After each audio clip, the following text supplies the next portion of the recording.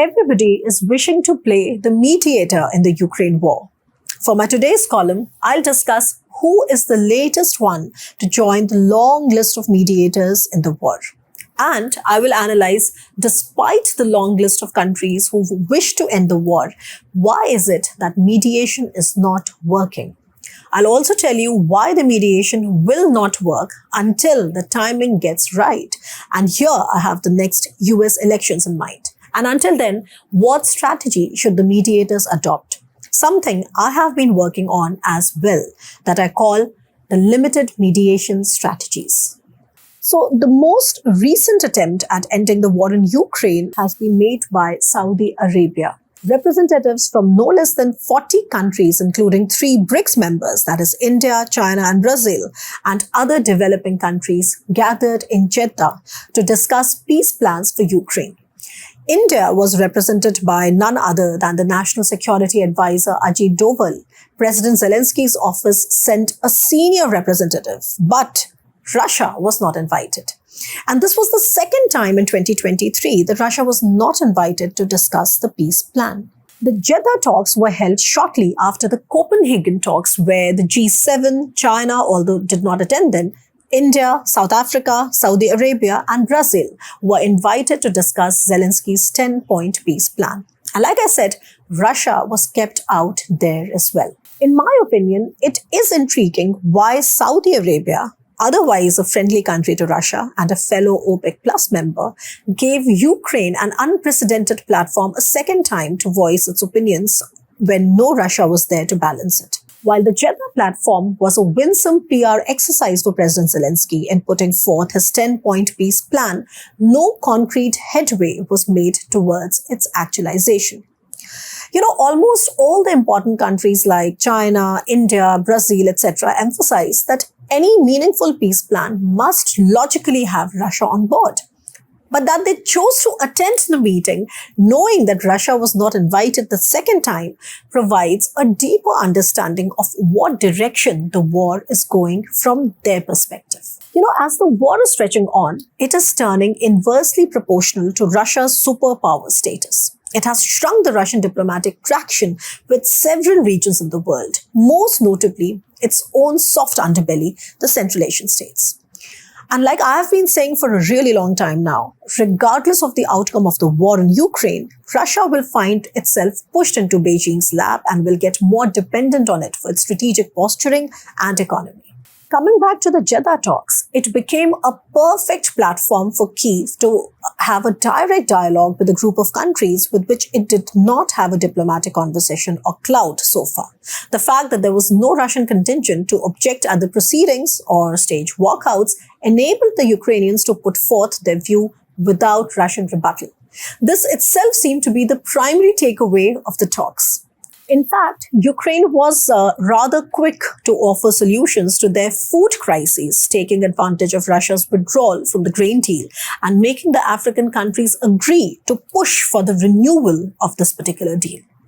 Secondly, it also reflects a growing desire on the part of the hitherto neutral countries to posture themselves as mediators despite their official neutrality. The point to ponder here is not the obvious reiteration that a common ground for compromise cannot really be reached until Russia is brought on board.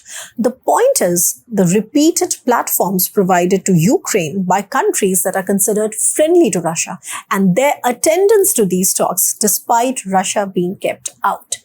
So how has the list of mediators been growing? Saudi Arabia has joined a long list of countries, Israel, Turkey, China, India, Brazil, etc., that have tried to play mediators to this war. But like I mentioned earlier, none of the peace plans have worked and not even a single ceasefire has happened. Well, for once, the peace plans are not working because they are not able to find any common ground between Ukrainian and Russian demands. Let's understand this fundamental deadlock first. The most fundamental deadlock arises on the question of territorial integrity. Ukraine has made clear that its 1991 borders that include the region of Crimea are sacrosanct, while Russia has declared the annexed regions of Ukraine in September 2022, of course, which includes Crimea, as Russian territory. Just like Ukraine, Russia also seems to be unflinching on compromising on those pieces of land in the eastern and southern parts of Ukraine.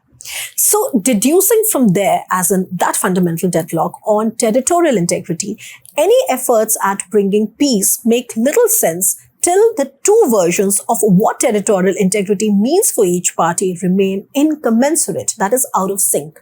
Now, with such a deadlock, parroting respect for international law, UN Charter, sovereignty, territorial integrity, all of this is bound to get reduced to rhetoric.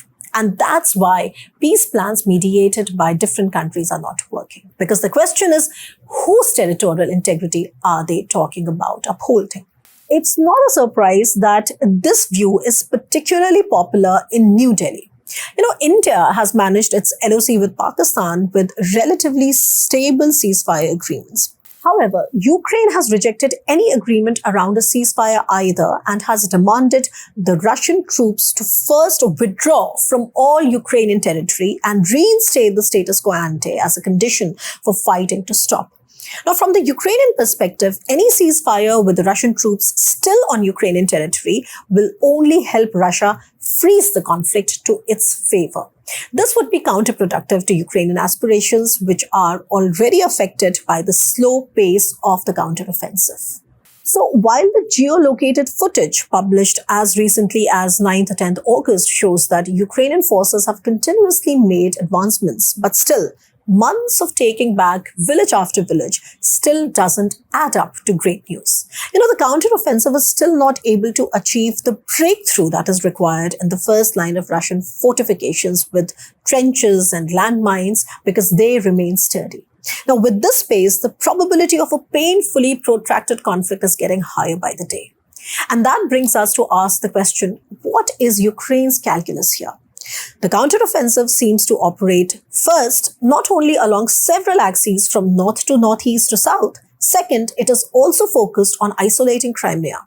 Then, third, there is an aspect which is to destabilize Russia internally and attack its logistics. And to everyone's surprise, the Ukrainian capacity to deep strike into Russia has improved considerably over the last 1 year. Now, long story short, the Ukrainian calculus in the counteroffensive is unfolding in these parallel verticals, but it is still not going as expected. And of course, there is a vector of time that wraps it all up. Kyiv realizes that its window to pressurize Moscow remains effective only until the end of 2024.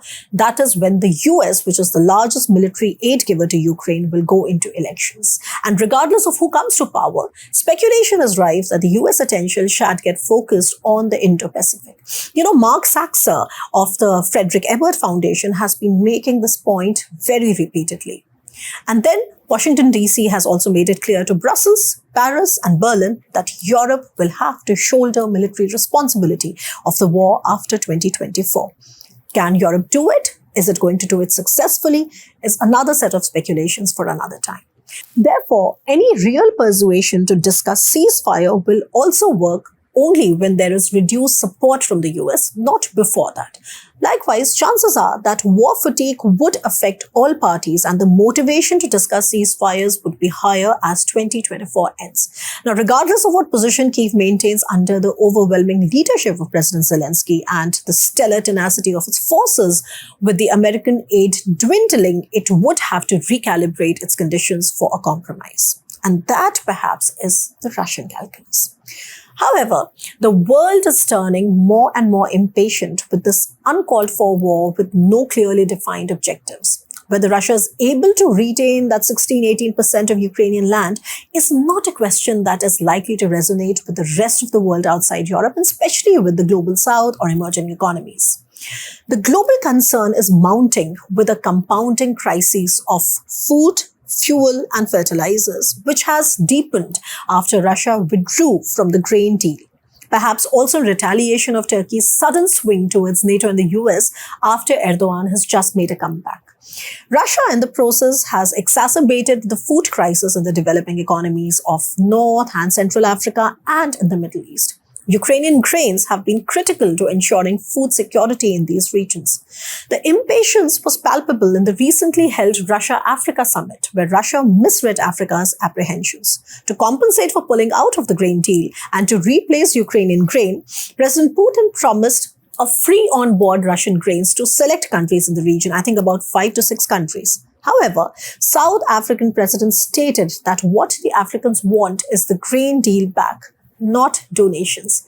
Despite the ramp-up of Russian diplomatic flurry in Africa, the unease about Russia's actions is growing, as only 17 countries attended the summit this time compared to 43 countries when it was held the first time. That is what I meant when I said that the war has led to Russian diplomatic traction shrinking in its erstwhile strongholds. So how does that fit into Russia's building diplomatic heft in those emerging economies of the global south? The answer is it is indeed turning a misfit. While Europe, for its part, will have to find a way of dealing with Russia, but Russia will also have to find a way of dealing with the world, and especially in the region that is increasingly becoming crucial for its influence. Now, why I say this is because Russian influence in its traditional spheres of influence, like in Eastern Europe, in the Caucasus and Central Asia, has been declining since the war began. So then, how to meaningfully mediate? Firstly, the mediators need to time the mediation efforts more intelligently. Any call for either total mediation, that is bringing the war to an end, or a ceasefire will remain rhetorical at least until 2024 US elections. In fact, the latest report suggests that US lawmakers, both Democrats and Republicans, have been pushing President Biden to send long-range munitions like the ATACMS with 190 miles range, etc. So you know what is happening? Fears are growing that Ukraine war is turning into a war of grinding attrition, and US is being pressurized by Ukraine and its own lawmakers to now send weapons such as the ATACMS, the F-16s, which are now of course finalized, and to expedite the deliveries of Abrams tanks to speed up the Ukrainian counteroffensive. Now, in this situation, Ukraine's nod to a ceasefire remains the most counterintuitive argument amid current developments. Secondly, the international community should take on a more ingenuous perspective and push for what I call limited or tactical mediation around specific issues. The grain deal was a brilliant example of successful limited mediation that stayed the course for over a year and is likely to get revived because of the pressure from Africa as well as from China, another country that depends on Ukrainian grain for its food security. In fact, not many people know that China remains the largest recipient of the grain deal, snapping at least a quarter of the total grains exported from Ukraine. What the world today needs is brainstorming over tactical mediation strategies. For example, the return of prisoners of war, return of children, steps to outlaw chemical and biological weapons. That will bring a net reduction in the global suffering index as the war rages on. Let us not forget that this net global suffering will only get worse with inflationary pressures that are bound to hit global economies soon. Resulting from high interest rates of almost all central banks, the pressure on sovereign debt shall be high and a ripple effect will follow. And this situation might be a replay of the Eurozone debt crisis from 2009 and 10. Therefore, among the multitudes of mediation efforts, toning down the shriller rhetoric embedded in the Ukraine war remains a long-drawn process. Focus instead should be on reducing the net global suffering by tactical mediation strategies to ease the dreaded inflationary tsunami that will be coming soon, and on reinforcing just war practices. Ending the war through total mediation, however, remains a far cry, as F-16s will be reaching Ukraine soon. So I'll be back to discuss their impact on the war and more. Stay tuned.